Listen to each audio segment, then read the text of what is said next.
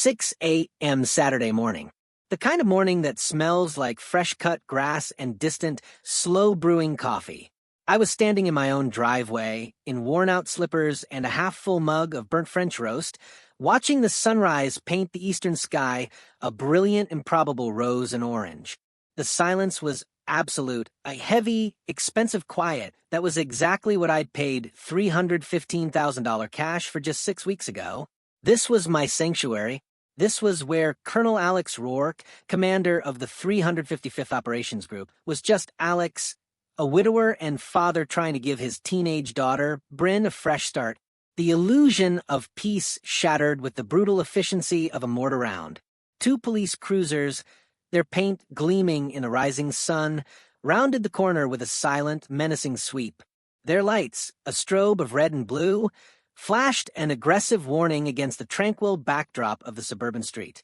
They weren't using sirens, but the lights alone were an undeniable statement of emergency. My next-door neighbor, Denise Olcott, materialized on her porch, already screaming into her phone. Denise was a woman who could turn a casual conversation about the weather into a legal deposition. Today, she was a symphony of suburban outrage, her voice shrill enough to cut glass. Yes, he's still there. Arrest him. He's been parking illegally for months, and you people do nothing. Nothing. I told you, I have documented everything. This is a clear, flagrant violation of the established order. The 2 officers, both young, looked tired. They stopped their cars, exited slowly, and exchanged a deep shared sigh. They looked at the screaming woman, then at the quiet house, and finally they looked at me. I stood perfectly still, taking a slow sip of coffee. My vehicle, a black Ford F-150 that had earned its utility and its scuff marks, supporting countless deployment cycles, was parked perfectly in my driveway.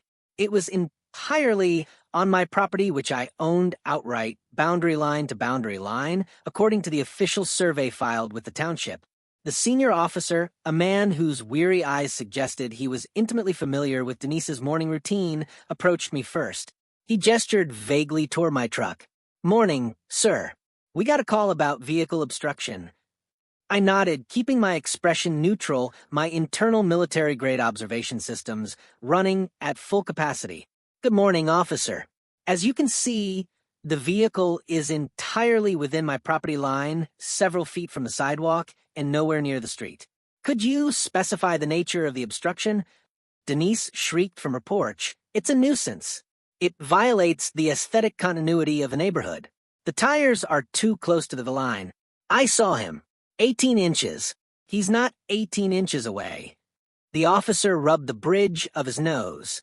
"Ma'am, the vehicle is on his private property. Local township code doesn't regulate how far a car is parked from the edge of a private driveway, only from the curb or sidewalk, which the vehicle is well clear of." He turned back to me, lowering his voice. "Sir, I apologize. This is the 3rd call this week. We have to respond when a resident claims a public safety issue. If you could just verify your registration, we'll file the report as unfounded and be on our way." I walked to the truck, opened the door, retrieved the documents, and handed them to him. As he examined the paper, a flicker of recognition crossed his face. Not because of the name, but because of the rank on my driver's license. I held my breath, waiting to see if he'd comment on the colonel. He didn't. He was a professional. He simply glanced at the name Rourke, and then at the address, confirming the property ownership. The officer returned the documents. "Everything checks out, sir. We'll be leaving now. Have a good weekend." He gave Denise a curt, official dismissal. "Ma'am, the complaint is unfounded. The vehicle is legally parked on private property. Further nuisance calls regarding this matter may result in a non-emergency citation." Denise's face, already flushed with anger, turned a dangerous shade of crimson. "This is incompetence. I will be contacting your superiors. I have contacts at the base. He is a rogue officer. You'll see." As the cruisers finally pulled away, their departure was the sound of a closing chapter. Denise's last sentence, however, was a profound error. She has no idea who I really am. For 3 months, ever since the day I crumpled her first ridiculous cream-colored cardstock note about the 18-inch rule. Denise had been fighting a phantom. She'd been filing complaints about me, Alex Rourke, the new uncooperative neighbor, to the Air Force Base where she worked in an administrative capacity. She called me a rogue officer, demanded I be disciplined, investigated, and ultimately fired for bringing discredit upon the uniform by parking in my own driveway. What Denise doesn't know is that she works in the base legal office. What she really doesn't know is that I'm not just an officer. I'm Colonel Alex Rourke. I am the commander of her boss's boss. She has been filing a detailed, defamatory complaint against the base commander, the man who signs the performance reports for the entire structure above her, using the official military channels, all because she didn't like where I parked my truck. This morning, having the police on my driveway with flashing lights, confirming her malicious intent and willingness to leverage official resources for personal vendettas, marked the end of my patience. She just made her last mistake. I took one final satisfied sip of coffee, the internal heat mirroring the slow burn of strategy igniting in my mind. The battle for my family's peace was officially escalating, and I was trained for escalation. The decision to move here, to the quiet, tree-lined suburb of Willow Creek, had been a careful, calculated step toward normalcy. After losing Sarah, Bryn's mother, 3 years ago, and finishing my last overseas command tour, I needed soft ground.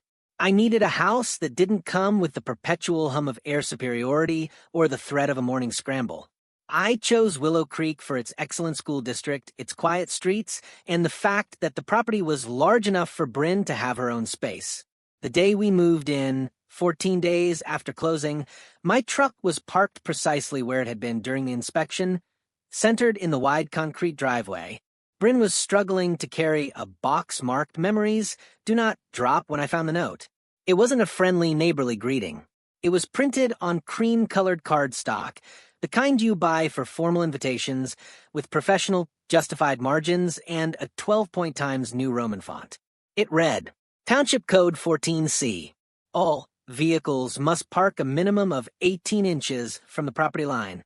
Your vehicle is in violation. Please remedy immediately. Compliance is mandatory for neighborhood integrity. I stared at it, then at my truck, then at the imaginary line it was allegedly violating. I crumpled the note and tossed it into the nearest empty moving box, assuming it was a prank or a misunderstanding. It was exactly where it belonged, in the trash. The next morning, the misunderstanding reappeared in the form of a man named Mr. Henderson, the Willow Creek Township zoning inspector. He looked like a man who had lost a bet, standing sheepishly on my front stoop. Mr. Rourke, I'm here regarding a parking complaint, Section 14C. I felt the familiar, cold efficiency of professional assessment kick in. This was not a friendly visit. This was a targeted action. Come in, Mr. Henderson. Let's discuss Section 14C. I invited him inside, not to be friendly, but to observe his reaction. He seemed reluctant to cross the threshold, looking back at Denise's house across the street. Denise was on her porch, watering a small potted plant, but watching us with the intense focus of a sniper. I can wait right here, sir. Ma'am, the complainant is quite insistent. It's about the distance from the side of your driveway to the property line. She maintains your vehicle is obstructing access, though I can't see how. I raised an eyebrow. Obstructing access to what, exactly? The air over my concrete. I walked to the window and pointed to the survey stake, still clearly visible near the edge of the lawn. The line runs from that stake, under the grass, to the back fence. My driveway is 10 feet wide. The truck is centered. It is a full 6 feet from the property line. Now, Mr. Henderson, show me Township Code 14C that applies to private property and private driveways. I watched him hesitate. This was the moment I realized the depth of the problem. This wasn't about the law. It was about the harassment. Well, sir, I don't have the exact text with me, but generally the code applies to street parking. I'm just here to verify. No, you are here because someone filed a false, vexatious complaint. I used the words deliberately. Vexatious. False. I let him stew in the implied legal danger. Mr. Henderson, I am a colonel in the United States Air Force. I deal with regulatory compliance and legal statutes for a multi-billion-dollar operation every day. If you can't produce a copy of the code you're supposedly enforcing on my private property, I suggest you mark this complaint as unsubstantiated, document the complainant's name, and spend the rest of your day dealing with actual violations, not neighborhood vendettas. His demeanor shifted instantly. The military rank had the intended effect, a mixture of respect and fear of official reprimand. He realized he was standing in front of someone who understood bureaucratic warfare better than he understood zoning. Understood, Colonel. I'll take care of it. He hastily retreated, avoiding Denise's gaze. I watched him drive away, but the satisfaction was fleeting. I knew Denise would not stop. She was a committed amateur terrorist of the neighborhood. And as a military officer, I was trained to deal with terrorists, whether they carried bombs or cream-colored cardstock. That night, I sat down at my dining room table with a laptop not to review flight manifests, but to research the Willow Creek Homeowners Association, HOA covenants, and the personality of Denise Alcott. My first principle of combat, know your enemy. A quick search on the base directory confirmed what I suspected. Denise Alcott, Administrative Assistant, Legal Office. Mid-level civilian, no specific security clearance, but enough proximity to power to think she wielded it. The kind of person who uses, I work for the lawyers, as a shield. My second principle, establish the battle space. I opened the HOA documents. The Willow Creek HOA was managed by a third-party company, but governance was technically managed by a volunteer board of 3 directors. Their covenants were a masterpiece of ambiguity. Long on neighborhood aesthetics and harmony, short on concrete, enforceable metrics. This meant their rules were weaponized easily by someone like Denise. I initiated a 5-step plan. Phase 1. Deep documentation. I purchased a high-resolution, time-stamped security camera system. 2 cameras covered my driveway and the front yard, 1 covered the backyard, and, crucially, 1 was positioned on the garage roof to capture a full view of Denise's property and the street. I also bought a small, professional dictaphone for all face-to-face interactions. Every piece of communication, the crumpled note, the zoning inspector's card, the police report, was scanned, dated, and uploaded to a cloud storage folder named Operation Willow Creek Piece. Phase 2. Establish legal perimeter. I contacted my longtime friend and former JAG, Judge Advocate General, Officer, now a successful civilian litigator, Marcus Thorne. Alex, you want me to advise you on a suburban parking dispute? Marcus had laughed, but the seriousness in my voice made him quickly pivot. Marcus, she's escalating. First, it was a note, then a zoning officer. Now she's leveraging her position at the base, unaware of my position. I need a clear legal strategy, a cease and desist letter prepared, and a formal threat of a defamation lawsuit to hold in reserve. I don't want to fire a shot I can't win, but I want to make sure the target knows I have a bunker buster ready to go. Marcus agreed to serve as my legal consultant, ready to step in if the HOA or Denise crossed the line into actionable legal territory. Phase 3. Identify the weak link, the HOA. I needed to understand how the HOA functioned. Was Denise on the board? No, thankfully, but she was certainly influencing it. I started checking the public meeting minutes, cross-referencing names, and looking for patterns of enforcement. The HOA was my next battlefield. Phase 4, the internal countermeasure. This was the most delicate part. I needed to let the right people at the base know that the rogue officer complaints were not only unfounded, but were also coming from a deeply malicious and misguided civilian staffer. I couldn't reveal myself to the entire base, but I needed to protect my command staff from unnecessary paperwork. Lewis, a quiet professional, understood the subtext. He knew the rogue officer was me. His silence was agreement. The trap was set. Phase 5. Public exposure to the community. I decided to introduce myself to the neighborhood, not as the base commander, but as the reasonable, friendly neighbor. I baked cookies with Bryn, and took them to everyone on the street except Denise.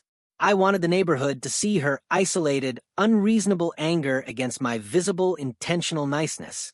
The inevitable happened 2 weeks later. A certified letter arrived, this one on official HOA letterhead, referencing the parking issue and adding a new complaint: improper disposal of residential waste. Apparently, Denise had photographed my recycling bin being prematurely placed at the curb. I smiled. This was exactly what I wanted. She was overreaching. The letter also included a notice for the upcoming quarterly HOA board meeting. "Bryn, grab your backpack," I said, putting the letter on the counter. "We're going to a neighborhood meeting." "Dad, is this about the truck again?" "I swear I hate that lady. She's like a suburban supervillain." "She is, kiddo. But even supervillains have weaknesses. Hers is bureaucracy, and mine is its master." I kept my voice light for her sake. "This meeting is just reconnaissance. We are going to observe the terrain and the enemy's disposition." The meeting was held in the community clubhouse, a poorly lit room smelling faintly of mildew and forgotten snacks. The 3 board members sat at a folding table, looking overwhelmed. There was Mr. Evans, the president, who looked like he'd rather be anywhere else, Miss Chow, the treasurer, who was clearly focused only on the budget, and Mr. Peterson, the secretary, a nervous man meticulously taking notes. The parking issue was item number 4 on the agenda. When Mr. Evans nervously introduced it, Denise stood up immediately, even though the floor hadn't been formally opened to residents. "Mr. President, this is not just a parking issue," Denise declared, her voice booming with self-importance. She was wearing a tailored suit, looking far too formal for a community meeting, as if she were addressing a Senate hearing. "This is a deliberate attack on our covenants. Mr. Rourke is a new resident who has shown immediate, willful disregard for our collective standards. He was issued a warning. He was visited by zoning." I raised my hand calmly. "Point of order, Mr. President." Mr. Evans looked relieved to have an excuse to stop Denise. "Yes, Mr. Rourke. I respectfully submit that Ms. Alcott is speaking on matters of public record, which she is misrepresenting. The zoning inspector cleared the matter. The police were called this morning and also cleared the matter. I have the official reports. Furthermore, I have never been notified of a formal warning by the HOA, only a note from Ms. Alcott herself, which is not an official document. I am here tonight only because of her repeated vexatious complaints, which I believe constitute harassment. I would like to request that the board review the minutes and documentation I will provide and confirm that Ms. Alcott is using the HOA to prosecute a personal vendetta against my family." The room went silent. I hadn't yelled. I hadn't been emotional. I used controlled, precise legal language. Vexatious. Vendetta. Formal review. Denise was sputtering. That's slander. I am defending the covenants. He is bringing down our property values with his military, his truck. With all due respect, Ms. Alcott, I continued, addressing the board, not her. My truck is a registered vehicle parked on my private property. I paid cash for that property, which I own free and clear. I submit that the individual who is threatening property values is the one who initiates police visits with flashing lights in our driveway at 6 a.m. on a Saturday morning. Mr. Evans sighed. "The board will take all documentation under review. Mr. Rourke, please submit your police report and the zoning disposition report to Mr. Peterson by the end of the week. Ms. Alcott, we will review your filed complaints as well. For now, this item is tabled until we can verify the factual basis." Denise left the meeting early, slamming the double doors on her way out. Her silence was a promise of war. I stayed until the end, listening patiently to debates about pool hours and shrub trimming. I learned 3 things. 1. The board was lazy and reactive, not proactive. They only wanted the noise to stop. 2. Denise was the loudest voice in the room and had successfully co-opted the board's attention for her own purposes. 3. The single biggest rule they enforced was architectural review. Anything that changed the exterior aesthetic was strictly controlled. This was her next obvious target. I went home and immediately emailed Marcus Thorne. The HOA is too weak to control her. I need to make sure my counterattack is fully armored. New threat vector. Architectural review. Prepare C&D addendum for threatened property defamation, and ensure my defense is airtight. Focus on the factual, legal limits of her actions. The next week, the counterattack began. Denise, having failed to use the parking code, and the police escalated to the most damaging battlefield, my career. My phone rang while I was on a conference call with the Pentagon. The call, Idaho, was Base IG office, the Inspector General. I excused myself from the call, my heart rate accelerating slightly. This was the trap closing. I answered, Colonel Rourke. Colonel Rourke, this is Chief Master Sergeant Harrison. I'm calling about a series of complaints we've received from civilian staffer, Ms. Denise Olcott, alleging misconduct and rogue behavior on your part. Chief, I'm listening. I activated my dictaphone discreetly. Sir, these complaints are unusual. They detail your parking habits, a confrontation with a zoning officer, and a recycling bin violation. Ms. Olcott states that she is filing these through official channels as she is in fear for the reputation of the service due to your actions. I kept my voice calm, professional, and entirely detached. Chief, thank you for bringing this to my attention. I want to confirm that you have documented the origin of these complaints, Ms. Olcott's full name, title, and the fact that she has leveraged official-based resources to pursue what is clearly a private, neighborly dispute. Yes, sir. It's all logged. Excellent. Chief, I am now directing you to do two things. First, please immediately route all of Ms. Olcott's communications regarding this matter to the legal office, specifically to Major Lewis, my Chief of Staff.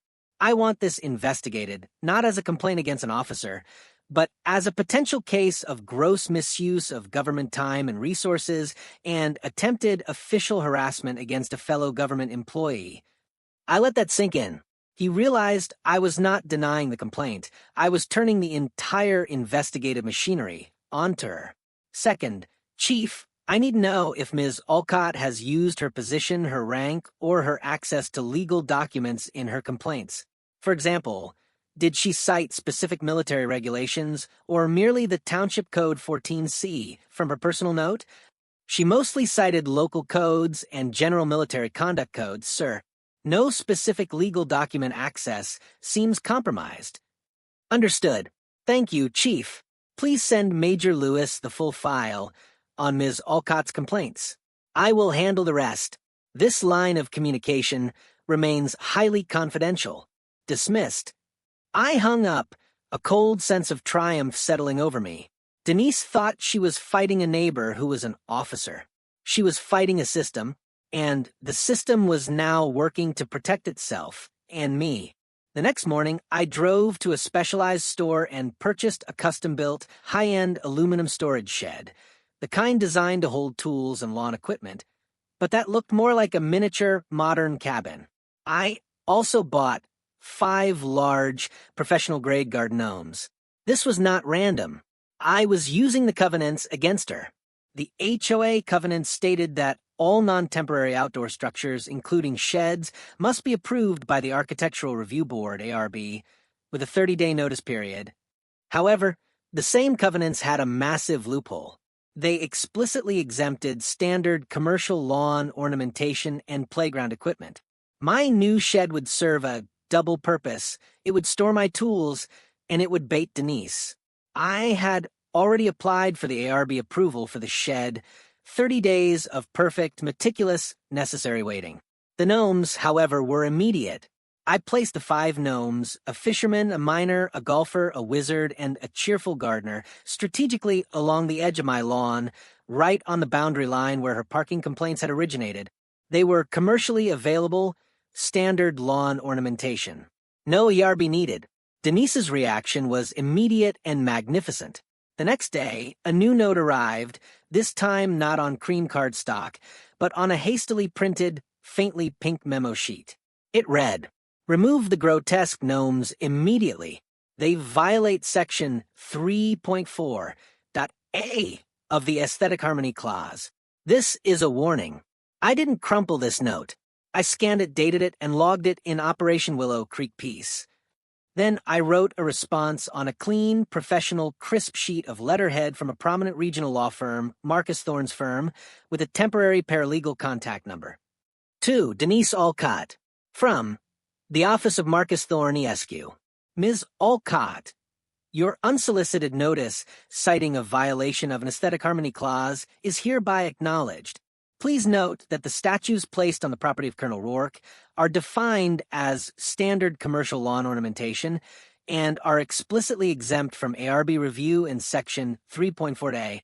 Your continued issuance of frivolous and vexatious notices, especially after the police and zoning reports have cleared Colonel Rourke, is being documented. Any further direct contact or attempts to interfere with Colonel Rourke's enjoyment of his property, including the misrepresentation of HOA covenants, will result in immediate legal action for harassment and intentional infliction of emotional distress. This letter serves as a formal cease and desist. I hand-delivered the letter to her mailbox, making sure my security camera got a clear shot of me doing so. The game was changing. She was moving from bureaucratic harassment to direct, documented, and now legally challenged personal attack. She had no idea she was playing chess with a man who could calculate 300 moves in advance, whose profession was managing chaos and enforcing order. She thought she was fighting a neighbor. She was actually fighting the United States Code. The next escalation would come from her, and I was ready for it. The shed permit would expire in 3 days, and I knew she would focus her energy there. She was distracted by the gnomes, giving me the perfect cover to execute my next, more damaging maneuver. A formal petition to recall the current HOA board for non-enforcement of the covenants against the real neighborhood violations, her own. The air in Willow Creek felt heavier now, not with the smell of coffee, but with the scent of coming legal rain. My peace was worth fighting for, and I was enjoying the fight. I knew my advantage was overwhelming. She was emotional. I was strategic. She was fighting for control. I was fighting for justice. And in my experience, the cold, hard logic of justice always won in the end. The final showdown for control of the neighborhood and the end of Denise's reign was about to begin. I just needed one more piece of crucial intelligence before I mounted the attack.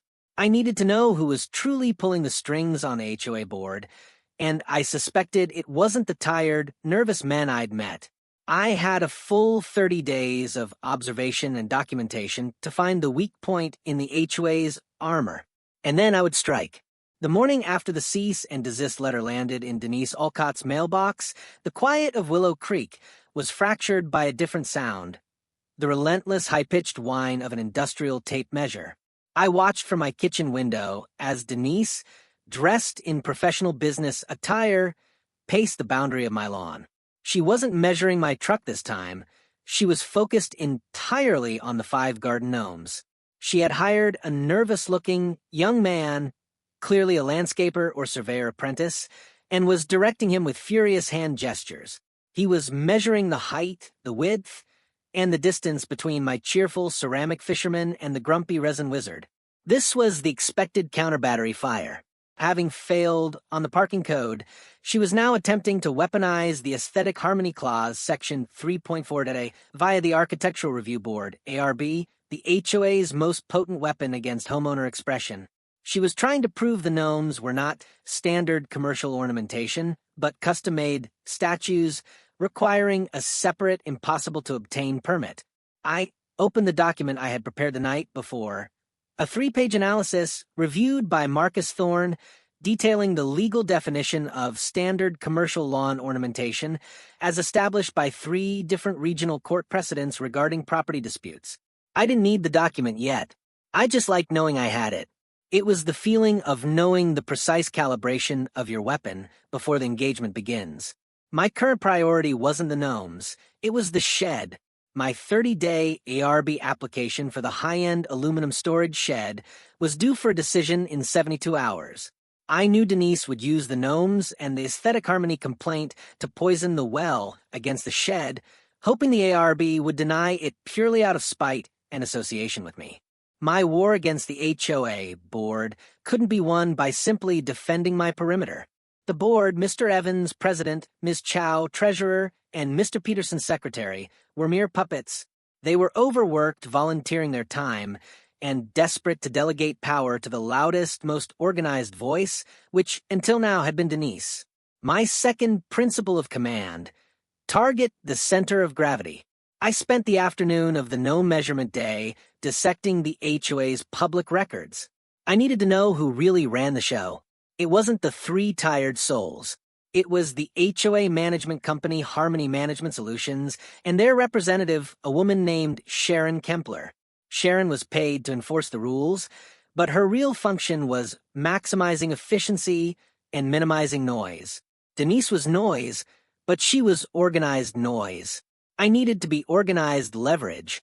I pulled the last 2 years of HOA meeting minutes, focusing on enforcement actions. That's when I found the pattern, and it was a strategic goldmine. All enforcement actions for major violations: unapproved fences, illegal additions, major landscaping noncompliance, stopped abruptly 3 years ago. The only violations pursued recently were trivial: garbage cans, parking, and now my gnomes. The previous president, a man named Robert Wexler, had mysteriously resigned midterm after a nasty lawsuit threat from a neighbor about a fence. I called Marcus. Marcus, I think the board has an operational immunity problem.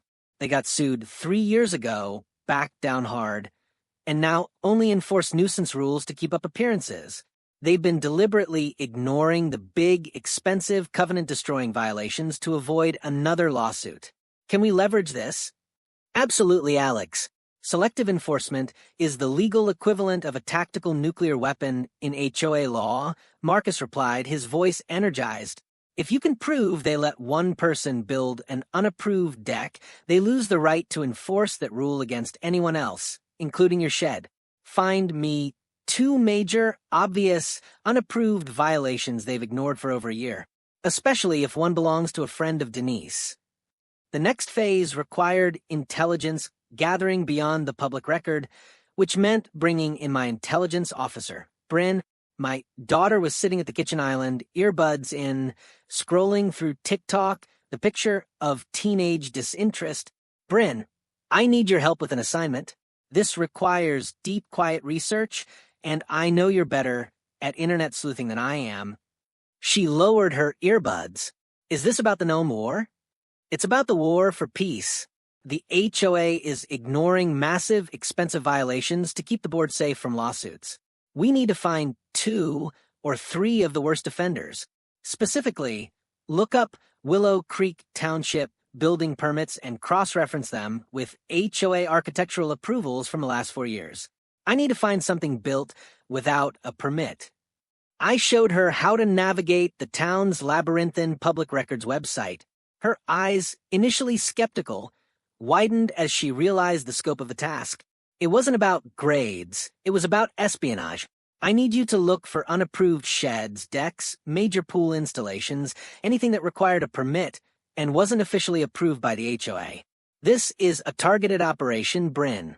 Discretion is paramount. Got it, Colonel, she whispered, instantly adopting the persona. Operation Covenant Breach. She worked on it for 4 hours straight. Her teenage frustration with bureaucracy turned into a laser focus on finding the system's flaws. Dad, she said, finally looking up, her face bright with discovery. Look at 750 Maple Lane. Mr. Peterson's house, the secretary of the HOA board, got a permit for a sunroom addition 2 years ago. The township approved the permit, but there is 0 record of an ARB submission or approval in the HOA documents. 0. The targeting solution was clear. They were compromised from within. Mr. Peterson, the secretary whose job it was to maintain the records, had a violation on his own property. The second target was even better. 685 Willow Creek Way, owned by a retired couple named the Harrisons. They built a massive 6-foot wooden privacy fence. The covenant clearly states all fences must be wrought iron or aluminum and only 4 feet high. They built it right after the board was sued. It looks like the previous board was sued over a fence, and then the new board simply decided to stop enforcing the rule entirely to avoid trouble. I leaned back, a genuine smile spreading across my face. Excellent work, Intelligence Officer Rourke. We have our leverage. We have our targets. The day of the Architectural Review Board, ARB, meeting arrived. It wasn't a public gathering like the HOA meeting. It was a small committee of 3 residents, 2 friendly, older ladies, and a retired accountant, advised by Sharon Kempler from Harmony Management. I arrived exactly 2 minutes early. Denise was already there, clutching a thick binder labeled Rourke Violations. She flashed me a triumphant, venomous look.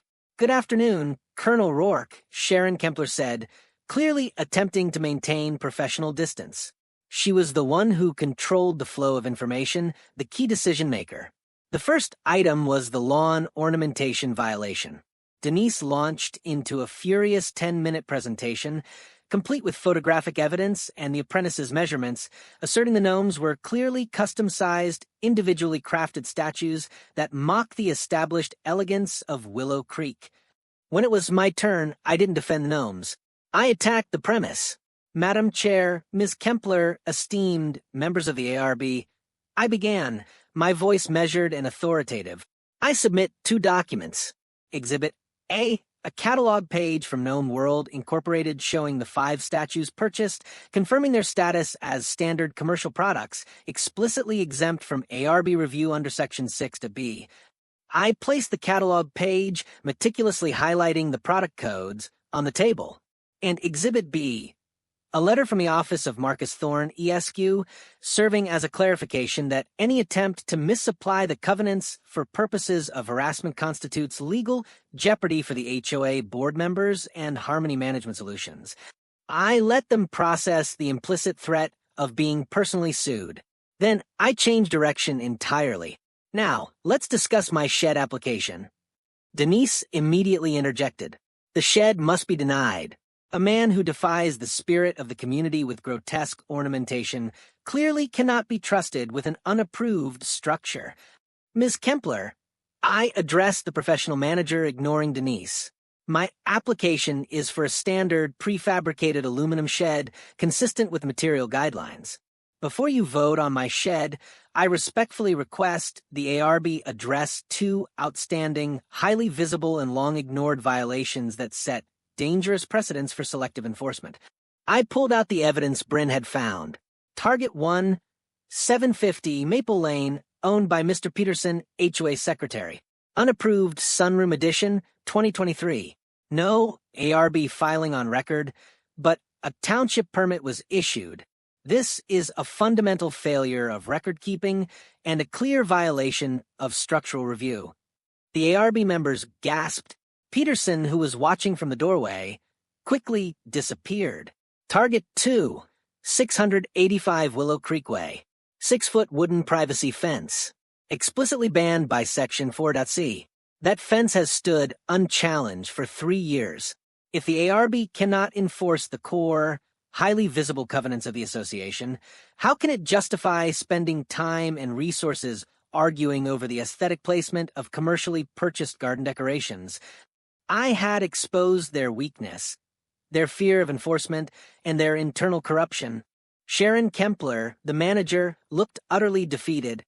She knew the sunroom and the illegal fence were far bigger legal liabilities than my shed or the gnomes. If they approved my shed, they could claim due process. If they denied it while ignoring the others, I had grounds for a massive selective enforcement lawsuit that would expose the HOA's negligence to every homeowner. She gave a tight, professional smile. "Colonel Rourke, the board thanks you for bringing these important discrepancies to our attention. We will be taking the gnomes and the other matters under advisement for a full 3-week internal review. Regarding your shed application, all criteria for materials and placement have been met. The ARB approves your shed application, effective immediately. Victory, not just for the shed, but for the leverage it provided. The ARB was forced to approve me to save its own skin. The tactical victory was immediately followed by news from the larger battlefield, the base. Major Lewis called me late that evening. Sir, the IG investigation into Ms. Olcott's misuse of official channels is moving quickly. She's been interviewed twice. She's attempting to deny everything, claiming she was merely forwarding concerns from an anonymous resident using her private email, but the trail is clear. She used the legal office printer for some of the correspondence and her official military email for others. What's her immediate disposition, Major? She's been placed on administrative leave, non-disciplinary for now, pending the final report. But here's the problem, Colonel. She's desperate. Before we could fully restrict her access, she leaked information. My blood ran cold. What information? She didn't leak classified data, sir, but she posted a lengthy, highly inaccurate and defamatory rant on a local neighborhood forum. It mentions a disgraced Colonel Rourke, recently transferred from a failed command in the Pacific, and suggests that the military is investigating his fitness to lead because of his aggressive, unhinged behavior in the neighborhood. It was a brilliant, albeit reckless, move. She was leveraging my rank and position to intimidate the neighborhood, turning my professional success into a liability in the civilian world. She was fighting a disinformation campaign. Major, I need two things. First, documentation of that leak, time-stamped. Second, I need you to quietly ensure that the wing commander, my direct superior, is fully aware of the facts.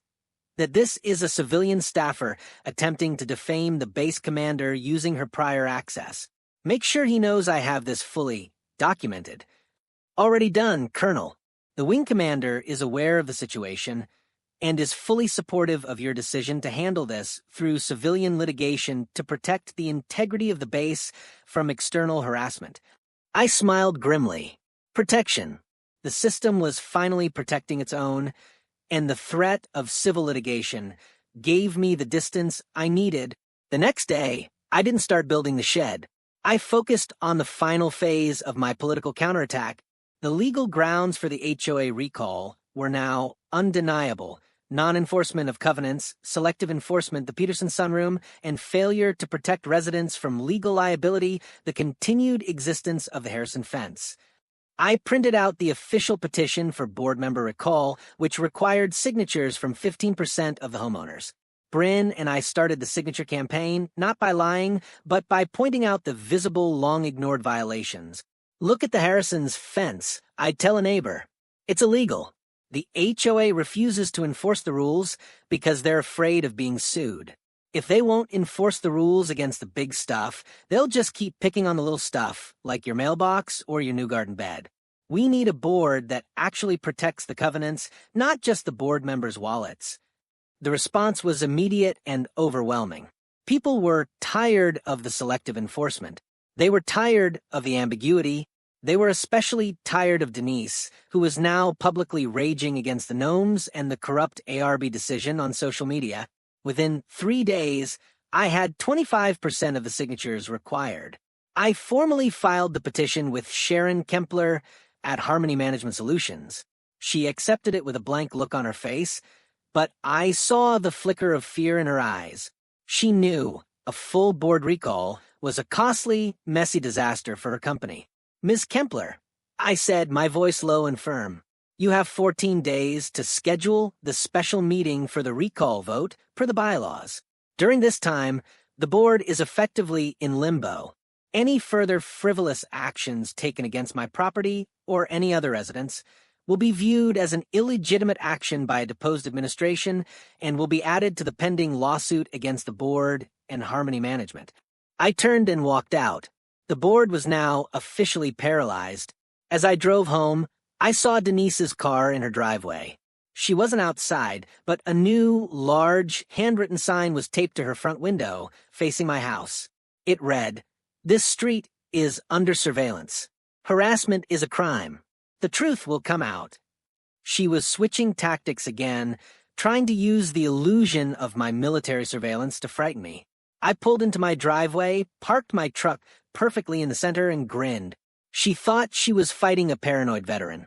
She was about to find out that she was dealing with a base commander who now had the legal framework, the intelligence, and the political will to take over her entire domain. The battle for the HOA was over. Now the battle for her job and the final confrontation was about to begin. The 2 weeks leading up to the HOA board recall special meeting were an exercise in controlled calm, The quiet before the final barrage.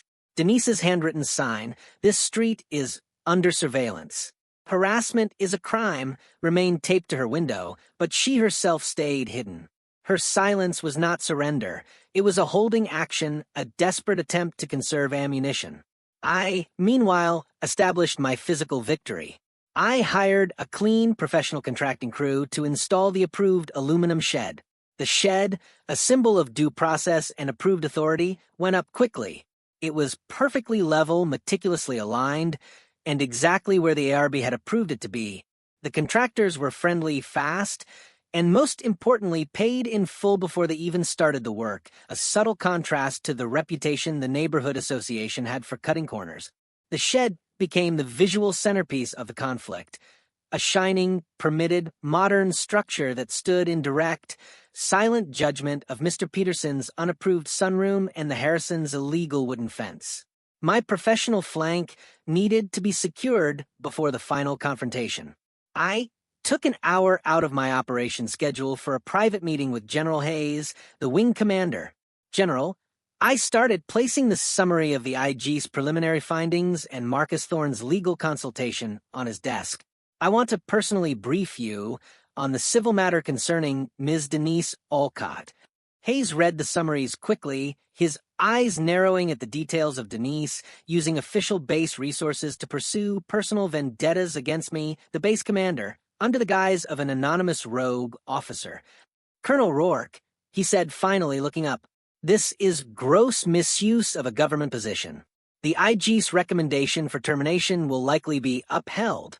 Her attempt to defame you publicly, suggesting a failed command in the Pacific and a military investigation into your fitness, crosses a line that impacts the integrity of this command. That's my assessment, General. I've ensured all her complaints were routed to the IG and never touched my reporting chain. The issue now is purely civil. I have Marcus Thorne prepared to file a formal defamation and intentional infliction of emotional distress suit the moment the IG report becomes final. My intent is to shut down her ability to harass me, and crucially, to ensure she cannot leverage my military status in any civil action." General Hayes nodded, tapping the file. "Do what you need to do, Alex. The uniform is protected. You have my full official support in pursuing this matter to the fullest extent of civil law. Handle your neighborhood war, and I'll handle the paperwork here." I left the meeting with the professional side of the conflict neutralized. Denise was fighting a war she had already lost on her own territory. Now, it was time to close the neighborhood front. The HOA board recall special meeting was packed. Every chair in the community clubhouse was filled, and people stood along the walls. The air was thick with anticipation. Residents were tired of the selective enforcement, the high fees, and the perpetual manufactured chaos generated by Denise. Mr. Evans, the HOA president, looked like a man about to be executed. He was flanked by Ms. Chow and a visibly nervous Mr. Peterson, the man whose unapproved sunroom was the political hand grenade I was about to detonate. Sharon Kempler, the manager from Harmony Management Solutions, sat slightly apart, ready to deploy damage control. The first item was the formal recall vote. Mr. Evans opened the floor for discussion regarding the petition. Denise was the first to speak. She didn't address the board.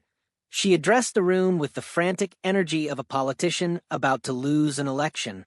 "Neighbors, don't be fooled by this man," she cried, pointing a trembling finger at me. "This entire petition is a smokescreen by a high-ranking military officer who believes the rules don't apply to him. He is trying to take control of our community." She pulled out a printout of the defamatory forum post she had leaked. "This man, Colonel Rourke, is under investigation by the military for his conduct. He is threatening us with lawsuits and bringing police to our streets over gnomes and parking. He wants to turn our community into his personal army base." A murmur ran through the crowd. This was her last, best shot, leveraging my actual rank as a threat. I stood calmly, holding the floor with the controlled presence of a man used to addressing hundreds. I didn't raise my voice. "Mr. President, members of the community," I said, ignoring Denise completely. I thank Ms. Alcott for confirming that this discussion is not about my professional life, which, as a matter of fact, is classified as exceptional. This discussion is about the competence of this board to manage your community's finances and legal exposure. I pointed to Mr. Peterson. We are here because the current board has demonstrated selective enforcement. They will spend money on lawyers to fight a 5-inch aluminum shed, but they refuse to address violations that cost the HOA hundreds of thousands in potential legal fees. I activated the digital projector I had brought. The first slide showed a detailed, high-resolution photo of Mr. Peterson's sunroom addition, taken from my drone, a common photography drone, not military grade. The second slide showed the official township permit. The third slide showed a blank space where the ARB approval should have been. Exhibit A, the unapproved structural addition belonging to Mr. Peterson, the HOA secretary, a violation of the covenant that this board has knowingly ignored for 2 years. If Mr. Peterson cannot follow the rules he is tasked to enforce, how can he sit in judgment of a garden gnome? The room exploded in whispers. Peterson quickly stood up and bolted from the room, pursued by a frantic Ms. Chow. I continued, the projector now showing the Harrison's 6-foot wooden fence. Exhibit B, the illegal 6-foot wooden fence, maintained despite the covenant requiring a 4-foot aluminum fence. This violation started 3 years ago, right after a previous board member was sued over a fence dispute. The current board decided not to enforce any major structural rules to save their own skin, leaving the rest of the community vulnerable to litigation. By selectively enforcing only the nuisance rules against minor infractions like my recycling bin or my gnomes, they have legally waived their right to enforce the major covenants. This means legally your deck, your unapproved tree, your doghouse could be the next target of their arbitrary judgment, while the actual costly violations are ignored. The recall is not a personal attack. It is a necessary legal intervention to replace a board that has breached its fiduciary duty to protect the community's assets and the integrity of the covenants. The choice is simple. You can keep this paralyzed, compromised board, or you can vote for a replacement that promises to enforce the covenants fairly and protect your property values from genuine legal exposure. I stepped away from the podium. The vote was called. The results were a landslide. Over 80% of the voting homeowners voted in favor of the immediate removal and recall of the current board members, Mr. Evans, Ms. Chow, and Mr. Peterson. The board was dissolved. The reign of apathy and selective enforcement was over. Sharon Kempler, the manager from Harmony Management, immediately took control, her face pale, but professional. The HOA board is hereby dissolved. Per the bylaws, an interim board will be appointed until a new election can be scheduled in 30 days. She looked directly at me. The firm of Marcus Thorne Esq has already provided the management company with documentation suggesting severe procedural failures. Harmony Management Solutions will immediately begin remediation, starting with the 2 violations presented by Colonel Rourke, effective immediately. The sunroom and the fence would have to be brought into compliance, or the homeowners would face fines and eventual legal action from management company itself. I had forced the HOA management company, the true center of gravity, to do the work I wanted done under the threat of my lawsuit. I walked out of the clubhouse. The political war was won. The neighborhood was free from the tyranny of selective enforcement. As I reached my driveway, I saw a familiar sight. Major Lewis's personal car was parked on the street. He was leaning against the hood, a wide, easy grin on his face. "Mission successful, Colonel," he said.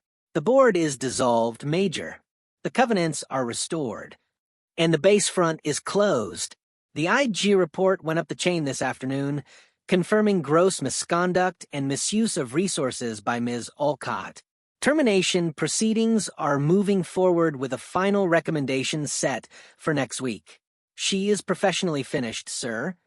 I looked across the street. The surveillance sign was still there, but Denise's car was gone. She was likely at home, processing the simultaneous loss of her board influence and her livelihood. "Excellent work, Major." The next phase will be the civil action to ensure she never attempts to weaponize bureaucracy again. I stood in my driveway, the one that had started this entire war over 18 inches of parking space, and looked at the aluminum shed, perfectly aligned with the property line. It was not just a storage space, it was a monument to strategic victory. A few hours later, I saw a large moving van pull up to Denise's house. Not a moving truck, but a specialized vehicle. 2 men in official uniforms walked to her front door. They weren't police. They were security personnel from the base, there to retrieve all government property, including her laptop and any base identification, now that her termination was imminent. I didn't move. I simply watched the quiet, professional disassembly of her domain. The silence was absolute. No flashing lights, no screaming, just the cold, hard logic of consequences. I walked back inside, where Bryn was already researching local landscapers for the new interim board election. "We did good, Dad," she said, looking up from her laptop. "We did, kiddo. We did. We restored order. And now we make sure that order is maintained." The conflict was over. Peace, earned through strategic, precise, and documented engagement, had finally arrived in Willow Creek. The HOA clubhouse, where I had watched the old board collapse under the weight of its own negligence, was quiet now. The political war was finished, the board dissolved, and the covenants were officially being enforced by a suddenly hyper-vigilant management company. Harmony Management Solutions, threatened by the lawsuit Marcus Thorne had prepared, moved with the efficiency I had demanded. Within 48 hours of the recall vote, Mr. Peterson was served with a notice to either file the correct permits for his sunroom addition or face heavy fines and potential legal action to remove the structure. Likewise, the Harrisons received a firm deadline to reduce the height of their legal 6-foot fence to the mandated 4 feet. The strategy was successful. I had forced the system's true center of gravity, the paid management company, to execute justice fairly against all major offenders, not just against my gnomes. My peace was secure, but the final necessary phase of the operation remained. Neutralizing Denise Olcott permanently. I spent the morning at my dining room table, reviewing the final draft of the civil lawsuit with Marcus Thorne over a video call. The IG report is final, Alex. Gross misconduct, misuse of government property, and defamation of a superior officer, Marcus stated, holding up a heavily redacted document. She's officially terminated, effective close of business today. Her professional career is done. The civil suit is the nail in the coffin. What's the objective, Colonel? We can ask for substantial damages. The objective is deterrence and injunction, Marcus, not profit. I replied, I want a permanent legal restraint. She has proven her willingness to expend all resources, including her professional position and public law enforcement, to pursue a personal vendetta. The lawsuit must achieve 2 things. First, acknowledge formal defamation and harassment. Second, secure a permanent, legally binding restraining order that forbids her from contacting me, my daughter, or filing any further complaints, HOA, police, or otherwise, against my property. Marcus smiled. A legal cease and desist that has the teeth of the civil court system. Understood. We'll file it today, citing the full body of evidence. The police reports, the zoning inspector report, the cease and desist letter, and her defamatory forum post. With the IG report as context, the judge will see this for exactly what it is, targeted malicious harassment. I hung up the phone. The paperwork was done. The legal system, slow and deliberate, had finally been armed with all the intelligence it needed. Now, I simply waited for the cold, hard logic of consequences to run its course. The afternoon saw the true restoration of Willow Creek. My daughter, Bryn, who had become adept at navigating the town's labyrinthine digital records, was now focused on the future. She and I had collaborated on a proposal for the interim HOA board detailing clear, measurable enforcement standards for the covenants, aiming to eliminate the ambiguity Denise had exploited.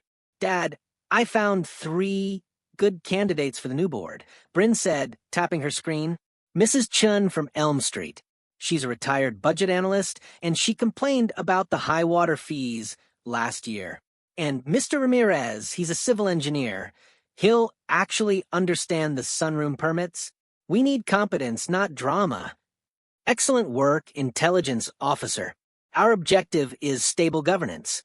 Neutral experts who prioritize fairness over personal power.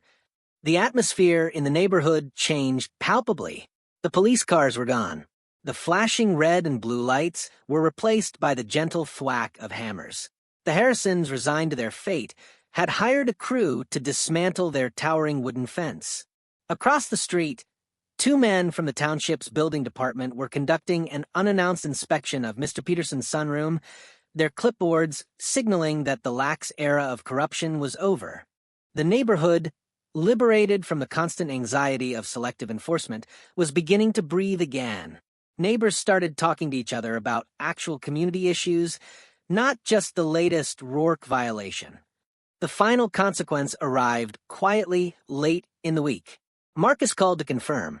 The restraining order is granted, Colonel. It's a full-spectrum injunction. She can never legally contact you or your family again. Given the IG termination, she had 0 leverage and 0 defense. She didn't even contest it. The civil matter is closed. I looked out my window. The surveillance sign had been taken down. Denise's black sedan was still in the driveway, but everything else about the house felt stripped bare, devoid of the manic energy that had once pulsed from it. Then a new sign appeared on her lawn, a small, tasteful, professionally printed real estate sign. For sale. It was the ultimate concession. She could not live across the street from the man she had tried to ruin in the neighborhood she had lost control of. Her defeat was total. Professional, political, and personal. I turned from the window. The sunroom now casting a warm light on my face, the same light that had shone on the chaos just weeks ago. I had my peace. I had achieved the mission. Bryn came into the room, holding 2 mugs. Hot chocolate, Victory Edition. Thank you, kiddo, I said, accepting the mug. Is she gone for good? Professionally, yes. Legally, yes. Soon, physically, yes. We restored order, Bryn. We showed that bureaucracy isn't just about rules. It's a tool. And when you know how to wield it with precision, you can enforce justice, even on a suburban street. We walked out onto the front porch, the air now cool and clean. The street was quiet. Kids were playing in a yard 2 doors down. My aluminum shed, a fortress of compliance, gleamed in the setting sun, and the 5 garden gnomes stood guard on the boundary line, forever exempt from the chaos they had helped expose. This was the sanctuary I had fought for. This was home. The days that followed the final injunction and the listing of Denise's house were characterized by an almost shocking, expensive silence. The heavy, volatile energy that had defined Willow Creek for months had finally lifted. 2 weeks after the for sale sign went up, the ultimate physical confirmation of victory arrived. A professional moving crew, meticulously packing Denise Alcott's belongings into a large, white moving truck. I watched from my dining room window, not with triumph, but with quiet, professional satisfaction. She was leaving the jurisdiction. The neighborhood was finally cleansed of the central infection. My focus shifted immediately from defense to stability. The community's mood had swung entirely. Residents were tired of fighting and eager for competence. The interim HOA board election was held on a Tuesday evening. Bryn's intelligence work paid off spectacularly. Mrs. Chun, the retired budget analyst, was elected president, running on a platform of fiscal transparency. Mr. Ramirez, the civil engineer, was elected secretary, promising to simplify and standardize the ARB application process. We had replaced chaos agents with subject matter experts. I didn't run for a position. My goal was never to govern, but to enforce the principle of fair governance. I submitted my proposal for the new standardized enforcement protocol, a clear, color-coded, and unambiguous set of rules that prioritized fixing structural violations over nitpicking gnomes or recycling bins. The new board adopted it unanimously on their first official meeting. Justice had been served across the street as well. The Harrisons, faced with looming fines, tore down their illegal 6-foot wooden fence and replaced it with a tasteful 4-foot black aluminum model, bringing them into full compliance. Mr. Peterson, the former secretary, opted not to try to repermit his sunroom and instead spent a weekend supervising contractors who converted the unapproved addition back into a legal patio space, mitigating his massive liability. The war was won, but the lasting peace was the reward. One Saturday morning, exactly 4 months after the first police cruiser had rolled silently onto my street, I stood in my driveway, sipping coffee. The air smelled of wood smoke and a lingering sense of possibility. Bryn walked out, holding a sketchbook. She had started sketching the neighborhood again. But this time, the drawings were focused on the beautiful old oak trees and the clean lines of the houses, not the tension between the properties. "Look," she said, pointing across the street. A young family, a couple with 2 small children, was unloading boxes into Denise's old house. They had a small, happy dog that immediately started sniffing the front lawn. They were laughing, their energy open and friendly. "New neighbors," I said, smiling. "Welcome to Willow Creek." I looked back at my own property. The aluminum shed stood pristine and permitted, a symbol that compliance, when achieved through due process, could be beautiful. And there, standing guard on the boundary line, forever exempt from the conflict they helped expose, were the 5 guard gnomes. "We didn't just win a fight, Dad," Bryn reflected, putting her arm through mine. "We actually fixed the system for everyone else. That's the definition of a successful operation, kiddo. Leave the battle space better than you found it." The rest of the morning was spent in perfect, well-earned quiet, the kind of quiet that only comes after the last unnecessary round of fire.